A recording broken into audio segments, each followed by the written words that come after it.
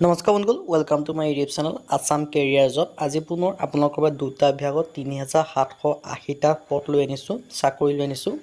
এই চাকৰিখিনি আপোনালোকৰ গ্ৰেড 3 আৰু গ্ৰেড 4 চাকৰি হয় আৰু ইয়াৰ কাৰণে অৰ্হতা 8 পাছ, 10 পাছ, 12 পাছ লগতে গ্ৰেজুৱেশ্যন হয়। কেনেদৰে আবেদন কৰিব পাৰিব? নিজৰ মোবাইলৰ পৰা আবেদন কৰিব পাৰিব, ক'লৈকো যোৱাৰ প্ৰয়োজন নাই।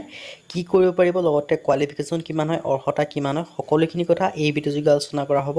আহক আজি আমাৰ ভিডিঅ'টো আৰম্ভ কৰোঁ। যদি ভিডিঅ'টো ভাল পায় ভিডিঅ'ত লাইক কৰি দিব। আহক আজি আমি ভিডিঅ'টো আৰম্ভ কৰোঁ। ভেকেঞ্চিখিনি প্ৰথম যিটো ভেকেঞ্চি মুকলি কৰিছে সেইটো হৈছে ডিষ্ট্ৰিক্ট কমিশ্যনাৰ শোণিতপুৰৰ ফালৰ পৰা এই ভেকেঞ্চিখিনি মুকলি কৰিছে। ইয়াত আপোনাৰ পোনপ্ৰথমে 26টা গ্ৰেড 3 আৰু গ্ৰেড 4 আছে আৰু অন্যহাতে আৰু এটা বিভাগতো গ্ৰেড 3 গ্ৰেড 4 মুকলি কৰিছে, সেইটো বিভাগৰ কথা ডিছকাছ কৰাব। পোনপ্ৰথমে এই বিভাগটো গ্ৰেড 3 গ্ৰেড 4টোৰ কথা ডিছকাছ কৰিছোঁ। ইয়াত আপোনালোকে দেখা পাইছে 13টা ভেকেঞ্চি আছে। দৰমহা প্ৰথম গ্ৰেড 3 কাৰণে 13টা ভেকেঞ্চি আছে। দৰমহা দিয়া হ'ব 14,000 পৰা 70,000 টকা পৰ্যন্ত। লগতে গ্ৰেড পে থাকিব 5,600 টকা আৰু এডুকেশ্যন কোৱালিফিকেশ্যনসমূহ দেখিব পাৰিছে। আৰ্টছ, ছায়েন্স, কমাৰ্চ ষ্ট্ৰীমৰ যদি হয় তেতিয়া আবেদনসমূহ কৰিব পাৰিব। কম্পিউটাৰ স্কিল দেখিব পাৰিছে। ছমহীয়া এখন আপোনালোকক কম্পিউটাৰ চাৰ্টিফিকেট বিচাৰিছে। লগতে যদি আপোনালোকে গ্ৰেজুৱেশ্যন কৰিছে BA, BSc, BCom তেতিয়া আবেদনসমূহ কৰি ল'ব পাৰিব।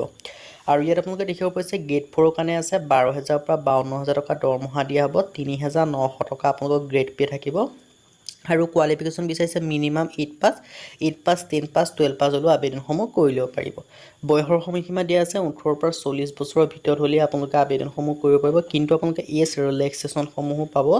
SC, SC কাৰণে 5 বছৰকৈ, OBC, OBC কাৰণে 3 বছৰকৈ পাব। আৰু এমপ্লয়মেণ্ট এক্সচেঞ্জ চাৰ্টিফিকেট আপোনালোকৰ লাগিব, যিহেতু এমপ্লয়মেণ্ট এক্সচেঞ্জ ৰেজিষ্ট্ৰেশ্যন কাৰ্ড সেইখন হ'লেহে আপোনালোকে আবেদনসমূহ কৰিব পাৰিব। আৰু এপ্লিকেশ্যন ফিজৰ কথা ইয়াত কোনো আপোনালোকে এপ্লিকেশ্যন ফিজ দিয়াৰ প্ৰয়োজন নাই, আপোনালোকে ফ্ৰীতে আবেদনসমূহ কৰি ল'ব পাৰিব। আৰু এই ভেকেঞ্চিসমূহৰ কাৰণে আবেদন কৰিবলৈ আপোনালোকে অফলাইন যোগে আবেদন কৰিব লাগিব, যিটো আছাম ষ্টেণ্ডাৰ্ড ফৰ্ম বা আছাম গেজেটেড পাৰ্ট 9 ফৰ্ম হয়। সেই ফৰ্মখন যিকোনো এখন কম্পিউটাৰ দোকানত গৈ উলিয়াই ল'ব বা আমাক কমেণ্ট কৰিলে আমি কমেণ্টত লিংক দি দিম। সেইখন আনি আপোনালোকে এটা এনভেলপ ল'ব।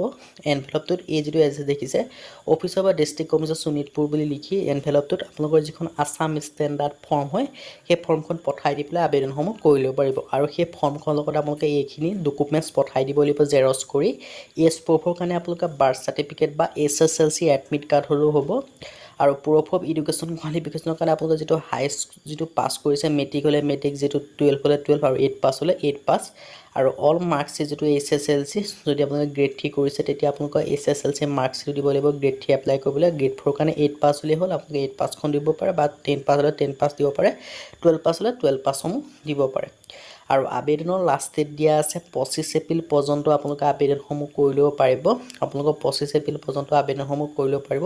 মিনিমাম আপোনালোকে ধৰি থ'ব পাৰে 30 এপ্ৰিল পৰ্যন্তই পাৰিব, কাৰণ কেলৈ আপোনালোকৰ 5 দিনমান আপোনালোকে এক্সটেণ্ড এনেও কৰি দিবই। 30 এপ্ৰিল পৰ্যন্ত আপোনালোকে আবেদনসমূহ কৰি ল'ব বা 25 পৰা 30 এপ্ৰিল পৰ্যন্ত।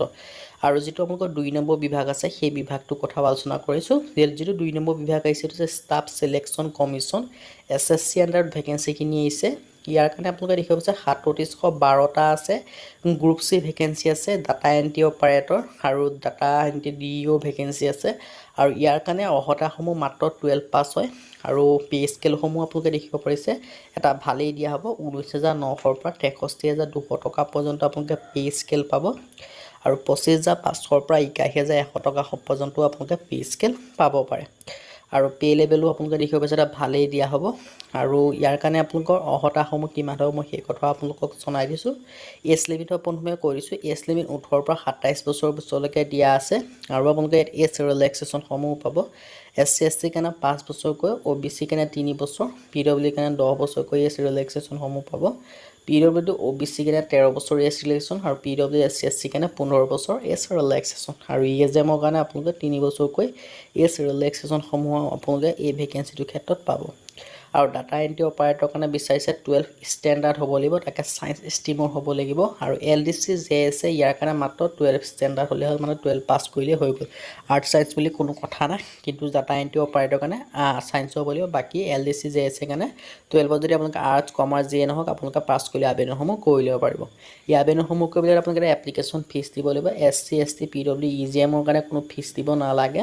বাকী ইউ আৰ অ' বি চি কাৰণে 100 ৰুপিজ কৈ দিব লাগিব ওমেন কেণ্ডিডেটক কোনো ফিজ দিব নালাগে ইউ আৰ অ' বি চি যিবোৰ মেল কেণ্ডিডেট তেওঁলোকে দিব লাগিব আৰু আবেদন ষ্টাৰ্ট হৈছে 8 এপ্ৰিলৰ পৰা আৰু আবেদন অনলাইন এপ্লিকেশ্যন কৰা লাষ্ট ডেট দিয়া আছে 7 মে' পৰ্যন্ত আৰু এডুকেশ্যন কোৱালিফিকেশ্যন লাগিব মাত্ৰ 12 পাছ যদি ইণ্টাৰেষ্টেড দেন আপোনালোকে SSC যিটো অফিচিয়েল ৱেবছাইট আছে তাত গৈ আবেদনসমূহ কৰি ল'ব পাৰিব আজি ভিডিঅ' ইমানে যদি ভিডিঅ' ভাল পালে লাইক কৰিব লগতে চেনেলটো ছাবস্ক্ৰাইব কৰিব এনেকুৱা ধৰণৰ ভিডিঅ'সমূহ প্ৰতিদিনে পাই থাকিব আজিলৈ পৰৱৰ্তী ভিডিঅ'ত লগ পাম